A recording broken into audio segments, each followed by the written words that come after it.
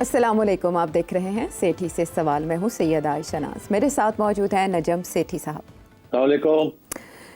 तो आज के शो में हम बात करने जा रहे हैं मच हाइप्ड मीटिंग जो अलास्का में हो रही थी। इसकी हमने प्रेडिक्शन सेठी साहब से एक अरसे से जानी। जैसे ही अमेरिकन प्रेसिडेंट डोनाल्ड ट्रंप ने इस मीटिंग के लिए वेन्यू और दिन का ऐलान किया था, तो सेठी साहब ने जो प्रेडिक्ट किया था उस पर एक तबसरा आया है व्यूअर का कि सेठी साहब की चिड़िया सिर्फ लोकल खबरें नहीं देती बल्कि वो इंटरनेशनल चिड़िया है। शक की निगाह से देखा जा रहा है सेठी साहब की चिड़िया को। क्या कहना है उस नाज़िर का जो सेठी साहब को देखते हैं, पहले वो शामिल करेंगे। सेठी साहब, मुझे लगता है आपके पास कोई देसी चिड़िया नहीं है, आपके पास कोई इंटरनेशनल चिड़िया भी है। अभी आपका मैं शो सुना था तो उसमें आपने कहा था कि ये ट्रंप और पुतिन की जो मुलाकात हो रही है उसके अंदर अभी कोई नतीजा खेज बात नहीं होनी, सिर्फ यही बात होनी है कि आइंदा मुलाकातें करेंगे और ये वो। और अभी ट्रंप ने इस मुलाकात के बाद जाके ज़ेलेंस्की और दूसरों से मुलाकातें करनी है और वही बात हुई है। आपके पास चिड़िया कोई इंटरनेशनल है सेठी साहब? अच्छा, ये शक किस वजह से पड़ा, वो बड़ा हैरत अंगेज है। आपका तबसरा शामिल कर लेते हैं जिसमें आपने पॉइंट टू पॉइंट बात ही यूं की है जैसी बनी। मेरा नहीं ख्याल एनी मेजर ब्रेक थ्रू होगी ये, मगर ये जरूर हो सकता है कि तजवीज ये दी जाएगी कि दोनों साइड्स अग्री करते हैं कि ज़ेलेंस्की और यूक्रेन जो है और नेटो जो है वो जो रशिया के जो कंसर्न्स हैं कि नेटो रशिया के खिलाफ नहीं है और ज़ेलेंस्की जो है वो हमारे इलाके जो है रशिया के उनको वापस मिल जाएंगे और रशिया की तरफ से ये एश्योरेंस या गारंटी मिलेगी कि हम बिल्कुल, हमारा कोई इरादा नहीं है यूरोप की तरफ बढ़ने का, हमारा कोई इरादा नहीं है कि हम यूक्रेन को हजम कर ले सारे का सारा। यहाँ तक कि अगर यूक्रेन को इंटरनेशनल प्रोटेक्शन मिलती है इसके बाद तो हमें उससे भी कोई इतराज नहीं है। मगर नेटो जो है ना, NATO is directly against Russia, आप इसको बफर जोन बनाना चाहेंगे तो इस किस्म की बातें अब होंगी। Let's wait and see, but ज्यादा मैं नहीं इस पे समझता कि कोई ब्रेक थ्रू होगा। देखिए सेठी साहब, सीज फायर भी नहीं हुआ, कोई डील भी नहीं हुई। आपने कहा ज्यादा उम्मीदें नहीं रखनी चाहिए, लेकिन जिस बात पे शक हो रहा है हमारे व्यूअर को, आपकी चिड़िया वाकई विदाउट बॉर्डर्स है। ओ यार, एक और बंदा है उसने ये भी पूछा है कि आप चिड़िया क्यों, आप चढ़ा क्यों नहीं रखते? हाँ, जेंडर बाइस्ड हैं आप। आप जेंडर बाइस्ड है। उसका तो बड़ा आसान जवाब है कि मेरा ख्याल है चिड़िया ऐसी ऐसी जगह पे चली जाती है जहां चिड़ा नहीं जा सकता, क्योंकि वो चिड़िया है। बस इससे ज्यादा मैं क्या कहूँ। ये आशा आप समझ सकती हैं इस बात से, है ना? हम हंस दिए, हम चुप रहे, मंजूर था पर्दा तेरा।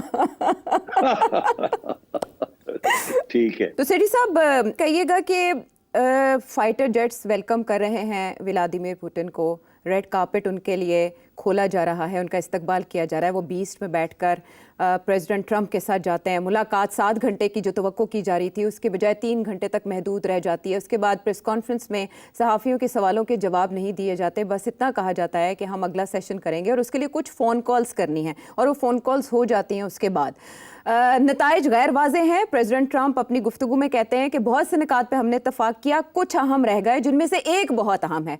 तो अब आगे बात किस तरफ जाएगी? आगे बात आहिस्ता आहिस्ता बढ़ेगी, एकदम नहीं बढ़ेगी। अभी बहुत से मसाइल हैं। अभी मैं देख रहा था कि एक एक हेग में एक थिंक टैंक है, उन्होंने एक रिपोर्ट लिखी हुई थी कि जंगें जब होती हैं तो खत्म कैसे होती हैं तारीख के हवाले से। जी। तो सीज फायर के जरिए जंगें नहीं बंद होती, ज्यादातर सीज फायर के बाद फिर जंग जारी रहती है एंड सो ऑन। तो जब तक कोई डिटेल्ड पीस एग्रीमेंट ना हो, और पीस एग्रीमेंट्स का भी ये होता है कि कोई गारंटी नहीं होती कि पीस एग्रीमेंट्स तोड़ी नहीं जाएंगी एक साइड से या दूसरी साइड से, और फिर जंग फिर शुरू हो जाएगी। तो ये जंग शुरू करना बहुत आसान होता है, उसको खत्म करना बहुत मुश्किल होता है, क्योंकि जब चलाने वाली बात है वो तो एक पार्टी फैसला करे तो दूसरी को फिर डिफेंस करनी पड़ती है। तो जब खत्म करनी होती है तो फिर दोनों को बैठ के बहुत कुछ लेना देना पड़ता है। तो इसलिए बड़ा मुश्किल हो जाता है जंग को खत्म करना। मगर अगर एक साइड जीत रही हो तो फिर वो साइड जो जीत रही है, जंग जब खत्म भी होगी तो उनकी टर्म्स पे खत्म होती है, जो हार रहा है उसकी टर्म्स पे खत्म नहीं होती। इसीलिए अमन जब आता है तो अगर किसी लॉन्ग पीरियड के लिए तारीख में, तो वो उसी वक्त आता है कि जब एक साइड शिकस्त हो जाती है, दूसरी साइड जीत जाती है, फिर वो अपनी टर्म्स बनवाती है और फिर जंग नहीं होती। तो यहाँ तो सूरत हाल बड़ी कॉम्प्लिकेटेड है, क्योंकि यूक्रेन एक ज़माने में सोवियत यूनियन का हिस्सा था, इसीलिए वहाँ बहुत से इलाके ऐसे हैं जहाँ रशियन बोली जाती है एंड सो ऑन। अब लोग भूल गए हैं कि यूक्रेन रशिया का वो सोवियत यूनियन का वो हिस्सा था जहाँ सबसे ज्यादा न्यूक्लियर इंस्टॉलेशंस थी और सबसे ज्यादा प्रोडक्शन थी टैंक्स की एंड स्टफ लाइक दैट। तो वो तो एक उनका होम बेस था, जो कि obviously after the breakup of the Soviet union वो अलग हो गया। और अब वो बिल्कुल नहीं चाहेंगे कि यूक्रेन जैसी जगह को इस इतना ताकत मिल जाए या इतनी प्रोटेक्शन मिल जाए कि वो रशिया को एज अ थ्रेट पोज कर सके। तो इसलिए आई थिंक आगे का जो रास्ता है बहुत ही तवील है और बहुत मुश्किल है। और अब ये हम सुनने में आ रहे हैं ना कि जी वो कह रहे हैं कि जी दिसंबर तक फिर कोशिश की जाएगी कि कोई सीज फायर किसी किस्म का हो जाए, कुछ प्रिलिमिनरी बातें जो है उसके ऊपर अग्रीमेंट हो जाए या ना हो। मगर बड़ी इंटरेस्टिंग बात ये है कि आपने देखा कि मुझे जो चीज नजर आई, एक तो बॉडी लैंग्वेज दोनों की, ऐसे लगता था ट्रम्प बहुत कीन है, बहुत एंक्शस है और प्यूटिन बड़ा रिलैक्स था। दूसरी बात ये थी कि ट्रम्प ने बड़े रेड कार्पेट ट्रीटमेंट दी है प्यूटिन को, और मेरा ख्याल है ये प्यूटिन की पहली जीत थी, क्योंकि प्यूटिन के ऊपर आपको पता है ना कि वारंट निकाले हुए हैं उनके इंटरनेशनल क्रिमिनल कोर्ट में। तो इसलिए वो इसीलिए अलास्का में उनको अग्री किया कि अलास्का में हम मिलेंगे। तो आई थिंक अब वो कह गया है कि अगली मीटिंग रशिया में होगी, मॉस्को में होगी। ये देखे, हालांकि ट्रम्प ने उसके ऊपर हाँ ना नहीं की, मगर उसने अनाउंस कर दिया कि अगली मीटिंग होगी और वो हम चाहेंगे कि मॉस्को आए डोनाल्ड ट्रम्प। तो ये बहुत एक कॉन्फिडेंट किस्म का स्टेटमेंट है ये। और तीसरी बात ये कि जो बात समझ आई है आयशा जी, वो ये कि जब प्यूटिन आया है तो अपनी तैयारी करके आया है। प्यूटिन कोई कागज नहीं है उसके हाथ में, कोई उसके हाथ में ब्रीफ नहीं है, उसको सारी बातों का पता है। उसने आने से पहले कोई बयानबाजी नहीं की, अपना हाथ ही नहीं दिखाया। डोनाल्ड ट्रंप लगा हुआ है, एक हाथ दिखाता है, दूसरा हाथ दिखाता है, कभी ये करता है, कभी करता है, कभी वो करता है। तो डोनाल्ड ट्रंप की जो गेम थी वो तो हम जैसे लोग भी समझ रहे थे कि डोनाल्ड ट्रंप चाहेगा क्या और करेगा क्या। मगर प्यूटिन जो है उसकी तरफ से इतना भी इशारा नहीं था कि उसके जहन में क्या है क्या नहीं। और वो एक ब्रॉड बेस्ड उनके फॉरेन मिनिस्टर ने बात की थी कि रूट कॉज, और वो रूट कॉज के ऊपर जो है वो ही लेके आया वो। और जो खबरें जो मिली है वो यही है कि पहले आते साथ जब वो टेबल पे बैठे हैं तो ये शुरू हो गया प्यूटिन। वो पूरी जो ब्रीफ थी उसकी जहन में, उसने वो पूरी पॉइंट वाइज अपनी ब्रीफ दे दी। उसके बाद तो डोनाल्ड ट्रंप के पास कुछ रहा ही नहीं बात करने को, जिसके अंदर उसने सीज फायर बिल्कुल खत्म कर दिया। उसने 3-4 मोटी बातें की हैं जिसके बाद डोनाल्ड ट्रंप के पास कुछ कहने को नहीं था। पहली बात यह कि जो रूट कॉज है उसकी तरफ जाया जाए। रूट कॉज तो यही है ना कि नेटो वहां तक पहुंच रहा है और वो is a direct threat to Russia, वो तो एक्सेप्टेबल ही नहीं है, जिसकी वजह से ये जंग हुई है सारी। कि यूरोप और अमेरिका धकेल रहे थे यूक्रेन को कि आप नेटो का हिस्सा बनेंगे और ये होगा और वो होगा। उन्होंने कहा जी ये नहीं होगा, ये हमारे बॉर्डर पे नेटो नहीं आएगा, पहली बात। दूसरी बात उसने ये कही कि कोई सीज फायर नहीं, एक लॉन्ग टर्म पीस एग्रीमेंट हम करेंगे जिसके अंदर और कुछ चीज नहीं। तीसरी बात उसने कहा कि ये अच्छी बात है, डोनाल्ड ट्रंप ने पहले ही बात कर दी है, स्वैप का मतलब ये है कि जमीन हमें देंगे और इन रिटर्न कोई पीस होगी।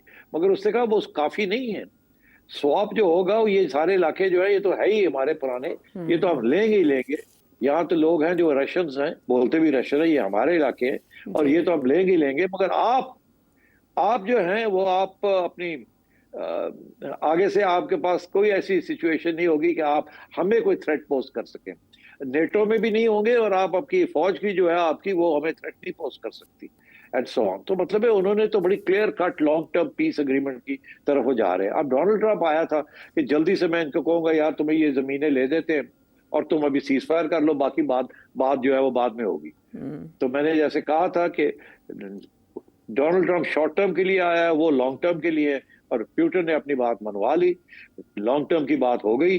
अब डोनाल्ड ट्रंप वापस जाएगा, वही लॉन्ग टर्म के ऊपर करेगा। और उसके बाद ऑनेस्टली डोनाल्ड ट्रंप की जिस किस्म की पर्सनैलिटी है ना, वो लॉन्ग टर्म में काम ही नहीं कर सकता, वो तो शॉर्ट टर्म में करता है।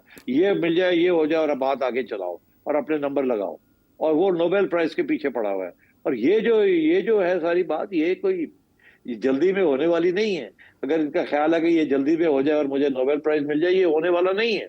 और ये अभी एक मीटिंग में भी नहीं होना। अभी तो डोनाल्ड ट्रंप ने जो रोल अदा करना है वो बड़ा अब और भी मुश्किल हो गया है। एक तरफ उसने यूरोप को अग्री करवाना है, दूसरी तरफ उसने ज़ेलेंस्की को अग्री करवाना है, तीसरी तरफ उसने प्यूटिन को अग्री करवाना है। It's not easy, it's going to be very difficult. और इसमें इतनी कुव्वत मैं समझता हूँ डोनाल्ड ट्रंप में इतनी हिम्मत नहीं है कि वो लॉन्ग टर्म को इस किस्म की नेगोशिएशन करे। उसका नेचुरल रिस्पॉन्स इसके ऑर्डर करो, अगर नहीं होता तो हट जाओ, पीछे हट जाओ। तो हाँ, तो मेरा ख्याल है कि ये इतनी आसानी के साथ डोनाल्ड ट्रंप को नोबेल प्राइज नहीं मिलेगा। ठीक, नेचुरल रिस्पांस की आपने बात की, तो अमेरिकन प्रेसिडेंट इससे पहले जब जब जिससे मिलते रहे, ज़ेलेंस्की की सबसे बड़ी जो मुलाकात हमारे सामने है वीडियो में कि उनके साथ वो कैसा सलूक कर रहे थे वहाँ बैठे, लेकिन प्रेसिडेंट पुतिन उन्हें सीज़ फायर को से हटा के पीस एग्रीमेंट की तरफ ले आए। फिर आपने कहा कि सारी बातें पुतिन के पर्सपेक्टिव से सामने आई हैं और इस्टेब्लिश हुई हैं, लेकिन इसे 10/10 भी कह रहे हैं प्रेसिडेंट ट्रंप और वो प्रोडक्टिव भी कह रहे हैं। इससे 2 दिन पहले वो रशिया पे सैंक्शंस लगाने का कह चुके हैं, बट न्यूयॉर्क टाइम्स कह रहा है no deal and no consequences even for Russia. इसकी क्या वजह हो सकती है? क्यों इतने वीक साबित हुए ट्रंप, और क्या ये ब्लो है उनके स्टेचर को, ये मुलाकात? मेरा ख्याल है अभी तो जो सब तबसरे आएंगे या आ रहे हैं वो तो यही कहेंगे कि प्यूटन नंबर ले गया और तुम्हें कुछ नहीं मिला और तुम तो बुड़के मारते रह गए। तो इसलिए आई थिंक डोनाल्ड ट्रंप तकलीफ तो होगी, और मैं समझता हूँ कि उसका पहला रिस्पॉन्स यही होगा कि वो फिर बुड़के मारने शुरू कर देगा कि ताकि वो प्रेशर ऑन रशिया रहे। तो इसलिए ये इसलिए इम्पोर्टेंट है क्योंकि वो इंडिया वाले शायद सोच रहे हों कि इनकी जल्दी से डील हो और हमारे ऊपर जो पाबंदियां हैं या जो टैरिफ्स लगाए जा रहे हैं वो फिर उतार दिए जाए, मगर वो अभी होने को नहीं जा रहा फौरी तौर पे, वो तो वक्त लगेगा और that is part of the peace deal. तो मैं समझता हूँ शॉर्ट टर्म में लोग अब वो कहते हैं चूंडियां वढ़नगे डोनाल्ड ट्रंप ਨੂੰ कहे तू तो कहना सकते होया कुछ नहीं। ऊपर से प्यूटन की जो अहमियत है और स्टैचर है वो बढ़ गया है, बहुत बढ़ गया है। कद छोटा है डोनाल्ड ट्रंप का, लंबा है वो उल्टे हो गया है। अभी जो कार्टून बन रहे हैं उसके अंदर प्यूटन लंबा हो गया और ट्रंप जो है वो छोटा सा हो गया। और प्यूटन ने जैसे पेट्स को रस्सी के साथ बांध के नहीं चलाते वैसे वो चला रहा है। तो मेरा ख्याल है इसमें तो सारी गेंद जो है वो प्यूटन की है, और उसके पीछे सिर्फ एक ही इम्पोर्टेंट फैक्ट है, वो ये कि इस वक्त ग्राउंड फोर्सेस में प्यूटन जीत रहा है और यूक्रेन हार रहा है, और यूरोप के पास इतने वसाइल नहीं है कि वो ज़ेलेंस्की की फुल फ्लैश मदद कर सके। वो सारी की सारी जो है मदद वो डोनाल्ड ट्रंप ही कर सकता है। अब मेरा ये ख्याल है कि ये अभी डोनाल्ड ट्रंप ज़ेलेंस्की को जो बुलाया है उसने उधर कि आ जाओ, उसको बताएगा। ज़ेलेंस्की मैं नहीं समझता कि अपना मौक़िफ़ चेंज करेगा, स्ट्रेट अवे नहीं करेगा। उसका वही मौक़िफ़ है कि मैं तो नहीं कर सकता, आइन नहीं बदल सकते, ये हमें क्या मिलेगा इसमें से वगैरह वगैरह, और वो सहारा लेने की कोशिश करेगा यूरोपियंस की। दूसरी बात ये कि यूरोपियंस जो हैं वो भी अभी इस वक्त थोड़े से टफ हो रहे हैं कि हमें इंक्लूड नहीं किया गया, हमारी सिक्योरिटी का मसला है, अमेरिका की सिक्योरिटी का तो मसला नहीं है, रूस तो हमें थ्रेटन कर रहा है, and so on and so fourth. और वो भी अब शोर पाड़ रहे हैं, हम तो अपने डिफेंस एक्सपेंडिचर्स बढ़ा रहे हैं, अमेरिका नहीं देता, ना दे हम देंगे, और अभी तो हम तैयार, तो वो भी अब गन डालेंगे, इसमें कोई शक नहीं। और डोनाल्ड ट्रंप फ्रस्ट्रेट हो जाएगा, मेरा ख्याल है वो ज़ेलेंस्की को भी नहीं मना सकता और उधर उसको भी नहीं। उसके पास सिर्फ एक हथियार है, वो ये है कि वो नेटो को पैसे देना जो है बंद कर देगा, उधर वो ज़ेलेंस्की को हथियार देने बंद कर देगा कि ये और पीछे हटे। अच्छा। मगर क्या रशिया के ऊपर भी साथ प्रेशर रखेगा कि आप भी तैयारी करें? मेरा ख्याल है वो तीनों तरफ खेलेगा। एक तरफ तो वो रशिया के ऊपर और रशिया के दोस्तों के ऊपर प्रेशर रखेगा, इंडिया के ऊपर और चाइना के ऊपर एंड अदर्स, के रशिया के ऊपर प्रेशर रहे, ये ना समझे कि जीत सारी इनकी होगी। दूसरी तरफ भी प्रेशर रखेगा ज़ेलेंस्की के ऊपर भी और यूरोप के ऊपर भी कि आप भी एग्री करें, बिकॉज देखिए ये बहुत बड़ी हार होगी डोनाल्ड ट्रंप की अगर ये मामला तय ना कर पाया, बिकॉज उसका सारा एजेंडा यही था कि फॉरएवर वॉर्स को मैंने खत्म कर, क्योंकि इंडिया पाकिस्तान की तो कोई खास बात नहीं थी, वो तो किसी वक्त फिर गड़बड़ हो सकती है, जैसे नरेंद्र मोदी बातें कर रहे हैं वो तो फिर किसी वक्त वो भी हम डिस्कस कर सकते हैं। और तो इसलिए मेरा ख्याल है डोनाल्ड ट्रंप जैसे कहते हैं ना एक वुंडेड किस्म का टाइगर होगा, वो अब तीनों तरफ अपना प्रेशर डालने की कोशिश करेगा कि आप ताकि उसके लिए कुछ इसमें से जीत निकले। But it's going to be a long haul, ये कोई आसानी के साथ ये मसला नहीं हल होने वाला।